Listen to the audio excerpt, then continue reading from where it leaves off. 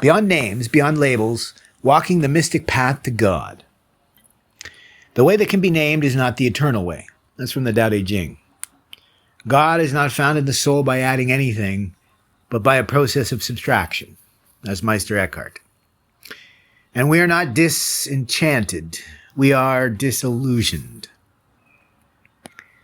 A flawed seeker speaks. I am no prophet. I am no guru.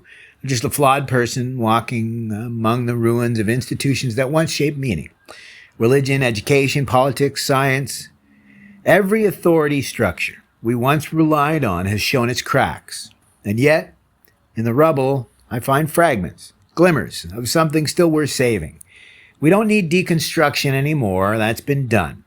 What we need is reformation, not the destruction of faith, but its deep renewal. Like the Carmelites saw in the wake of the Protestant Reformation, change is not betrayal. Change is fidelity to a living spirit. This essay is a walk, thinking aloud, from a soul that's still searching, but more and more convinced that the answer lies not in the binary of past or future, but in a mystical synthesis of both, and maybe more. The collapse of trust, the death of authority. We live in an era of profound disillusionment, not just with politics or religion, but with every idea of expertise, of institutional guidance. What began with healthy skepticism has turned to corrosive cynicism. The irony is that as the world collapses into complexity, the loudest voices are either trying to simplify or destroy. But many of us still yearn, not for easy answers, but for real ones. That yearning, that ache, isn't disenchanted. It's disappointed. Disillusionment isn't the end of faith. It's the end of naivete. The call now is not to abandon wisdom, but to discern it. Not to burn the temple, but to light a new candle in its sanctuary. So why the mystic path? The mystic path is not someone who escapes the world, but one who sees through it. Where religion becomes rote and dogma, deadens wonder. Mysticism invites us into direct encounter.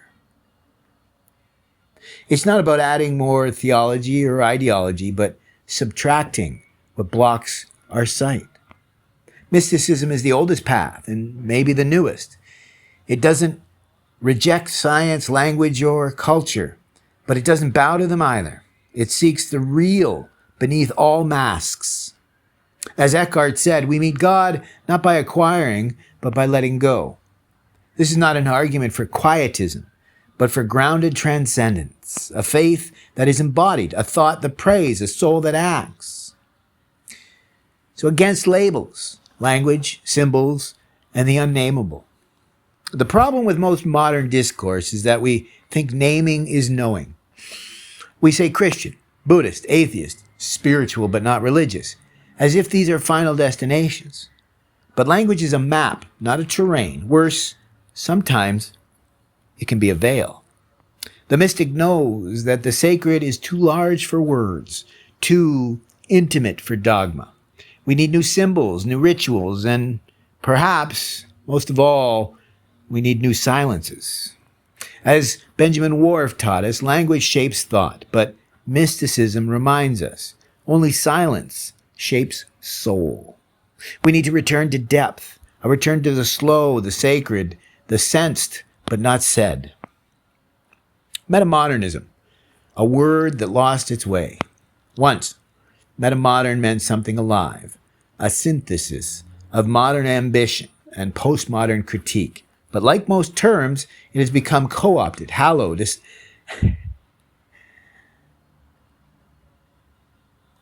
aestheticized, aestheticized.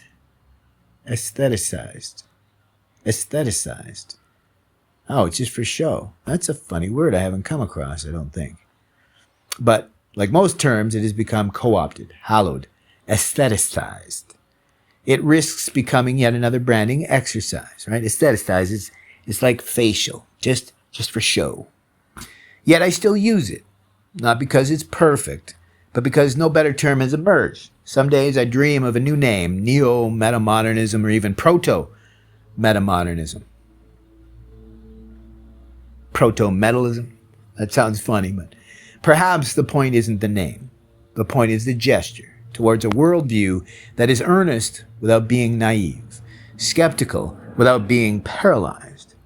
Nietzsche, too, was trying to gestate something beyond his age. Not just destruction, but the birth of a new table of values. Not to tear down for the sake of it, but to become worthy of creation again. That's metamodern in the deepest sense. Tragic hope, ironic faith, wounded wonder. Make yourself your greatest creation. So, shape of re-enchantment. So what does this path look like? A thinker who reads ancient texts and walks barefoot in the forest? Or a Christian who chants psalms and bows in zazen? A skeptic who prays? A priest who listens more than preaches? A mystic who grows tomatoes? This isn't a manifesto, it's a mosaic. We need to stop pretending that one system, one method, one authority will save us. Instead, we learn to weave, to compost the old and to soil for the new. This is what the mystic does. They know that God doesn't live in names, but also doesn't avoid them. The divine speaks in riddles, rituals, ruins. Our job is to listen with all we are. So in conclusion, a call, not a creed. This is not a movement. It's not a new church. It's not even a fixed identity. It's a way of being, a walking without a final arrival. The world doesn't need another prophet. It needs people willing to be whole, people who are no longer fooled by the hollow, but still believe in the holy. So walk, I walk. Speak, I speak. I doubt, I pray. I do not know what comes next, but I know the path is real. It's beyond names, it's beyond labels, and it's even beyond and towards what we call God. Meaning, purpose, a greater good, a higher order, the nous. Name it what you will. Our job is to walk towards it.